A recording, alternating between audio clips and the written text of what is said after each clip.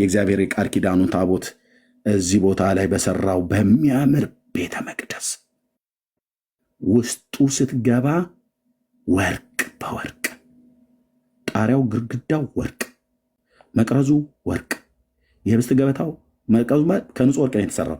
የህብስት ገበታው ከግራር እንጨት የተሰራ በወርቅ የተለበጠ፣ የዕጣን መሰዊያው ከግራር እንጨት የተሰራ በወርቅ የተለበጠ፣ ታቦቱ ከግራር እንጨት የተሰራ በወርቅ የተለበጠ፣ በሙሉ ወርቅ በወርቅ ጣሪያው፣ ግድግዳው በሙሉ ወርቅ ወርቅ። ቤቱ ራሱ እግዚአብሔር እንኳን ባይኖርበት ከወርቅ ከመሰራቱ የተነሳ ያስፈራል።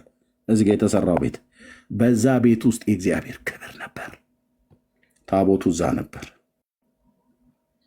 ኦርቶዶክስ ተዋሕዶ ቤተክርስቲያን ከዚህ ቦታ የተሰራው የእግዚአብሔር ክብር ካለበት ቦታ ላይ መልአክ ከሰማይ ልኮ ሚካኤል አሰርቆት አዛሪያስ ከሚባል ካህን ጋር ተመሳጥሮ ኤልሚያኖስንና ማክሪን አንቃ ምናምን ነገር ብሎ አለ ብለው አትስረቅ ብሎ የሚለውን ሕግ የተጻፈበትን ጽላት እኛ ሰርቀን አመጣ ነው ብለው ይላሉ። የውሸት ውሸት። ሰለሞን ከሞተ በኋላ ልጁ ሮብዓም ነገሰ። ሮብዓም ሲሞት አብያ፣ አብያ ሲሞት አሳ ሲሞት ኢዮሳፍጥ እያለ የይሁዳ ነገስታት በሙሉ ነገሱ በእስራኤል ላይ ማለት ነው። እና ከዚህ በፊትም ደጋግመን እንደነገርናችሁ ኢዮስያስ ከነገሰ ሰለሞን ከነገሰ ከ15 ዓመት ከ320 እስከ 340 ዓመት ቆይታ ባለው ኢዮስያስ በይሁዳ ላይ ሲነግስ ታቦቱ በዛው በይሁዳ ነበር ይላል።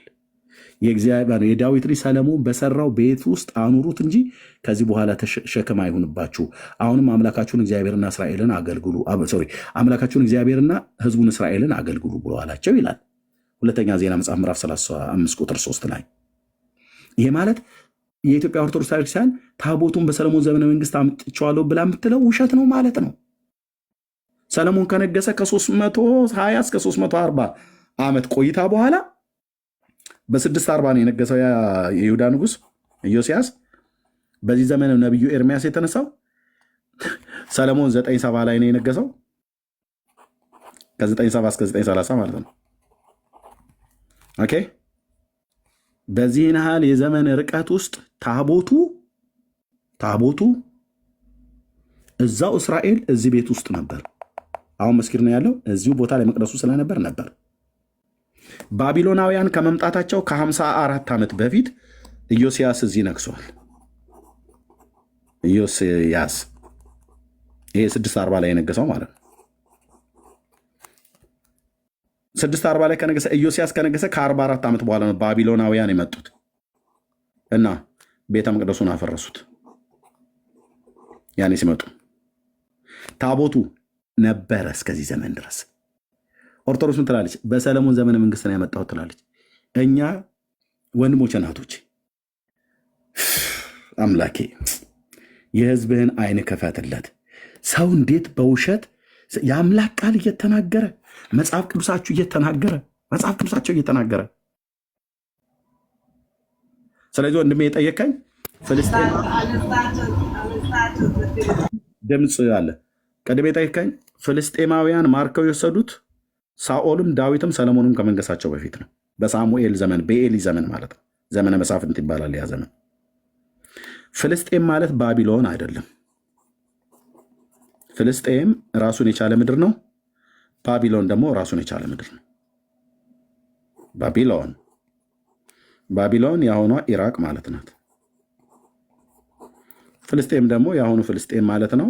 የአሁኑ ፍልስጤም ተብሎ የሚጠራው ማለት ነው። በዚያን ዘመን ግን የፍልስጤም 5 ከተሞች አሉ።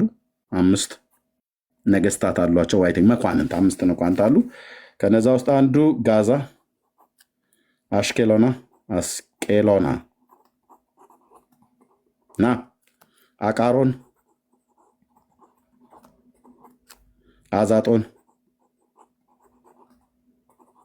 ጌት እነዚህ የፍልስጤም ከተሞች ይህን አረጋገጥ ካለመኖሩን በምን አረጋግጥ? ኢትዮጵያ ቤተክርስቲያን አክሱም ጽዮን ውስጥ ገብተህ አልሰማኝም ማለት ነው። በሰማይ ኖሮ በምን ሂደህ አረጋገጥክ እኮ ነው። አልሰማኝም አረጋግጠህ አለ ወይ?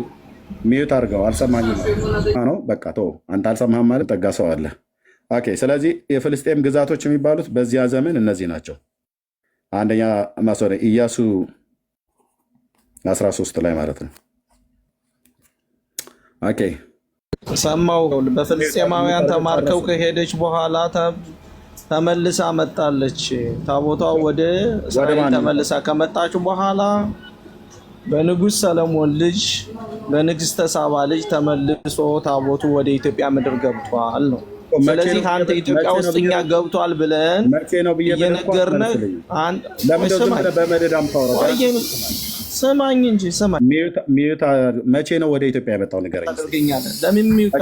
መቼ ነው ወደ ኢትዮጵያ የመጣው? አውራኛ ዝም ብለህ አታውራ። በንግሥተ ሳባ ዘመን። እሺ ንግሥተ ሳባ በንግሥተ ሳባ ዘመን የንግሥተ ሳባ ልጅ በንግሥተ ሳባ ልጅ አማካኝነት በተወለደ በ22 ዓመቱ ወደ እስራኤል ሂዶ ታች ወረድ ካልሰማህ ማለት ነው። በታች ወረድ ምንም የምትፈጥረው ነገር የለም። ምክንያቱም አንደኛ ከኔ ጋር ተደማምጠህ ማውራት አትወዝግም፣ ሁለተኛ አልሰማህም። ኦኬ ፍልስጤምንና ባቢሎን እንኳን ለይተህ በሀገር ደረጃ የማታውቅ ሰውዬ አንድ።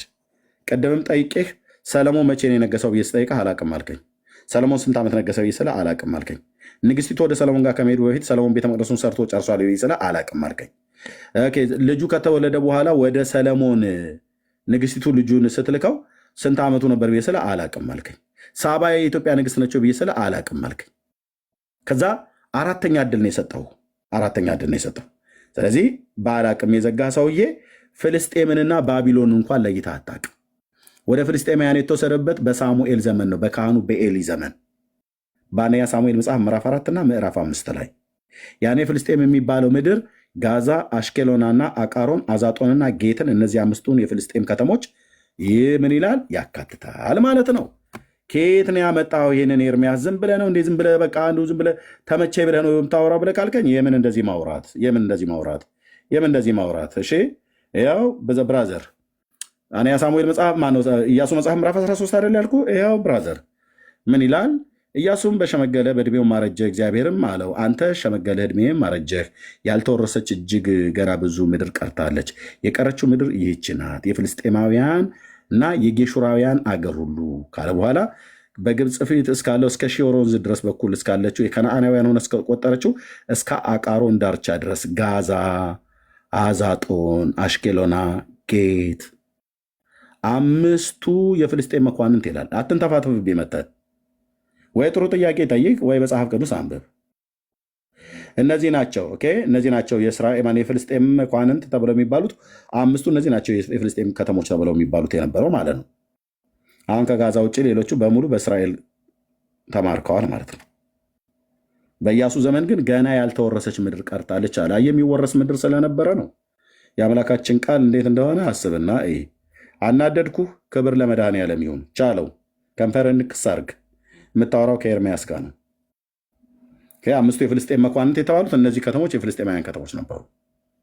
አቃሮን፣ ጋዛ፣ አዛጦን፣ አሽኬሎና፣ ጌት የጎልያድ ከተማ ማለት ነው። ጌት፣ ጋዛ፣ አሽኬሎና፣ አቃሮን፣ አዛጦን፣ ጌት። ይህ አቃሮን የተባለው የዝንብ አምላክ የሚባለው በቢኤል ዜቡል ስም አጋንንት ያወጣል ብለው ጌታ ኢየሱስ ክርስቶስን ያሉት እዚህ ምድር ላይ የሚመለክ ጣዖት ነበር።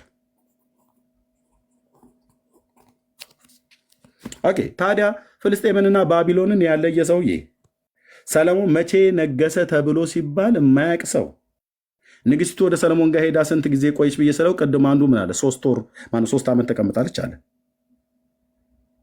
ይታይ ወንድሞቼ እናቶች፣ መጽሐፍ ቅዱስን ሳታነቡ የመጽሐፍ ቅዱስ ታሪክን ሳታውቁ የእስራኤልን ታሪክ ሳታውቁ ሰው በሃይማኖት ብቻ ዝም ብሎ ተናዶ ገብቶ ያልሆነ ወሬ ያወራል። ወንድሞቼ እናቶች፣ ምን ትጠቀማለህ?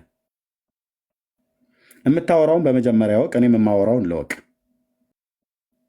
አንብብ፣ አጥና፣ ጠይቅ፣ መርምር። መጽሐፍ ቅዱስ አንብብ፣ ታሪክ መጽሐፍትን አገላብጥ። የእስራኤልን ታሪክ ተማር፣ የኢትዮጵያ ታሪክን ተማር። ማ በየትኛው ዘመን ላይ እንደነገሰ፣ በዛ በነገሰበት ዘመን የትኛው ነብይ ነበር የነበረው ብሎ የሚል ማለት ነው። ይህን ሁሉ የምንሄደው ምንድን ነው ወንድሞቼ እናቶቼ?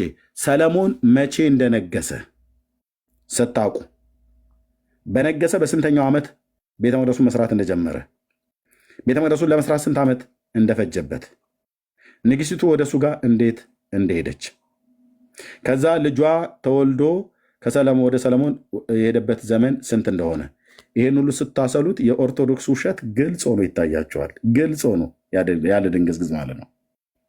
ጸጋ ይብዛላችሁ።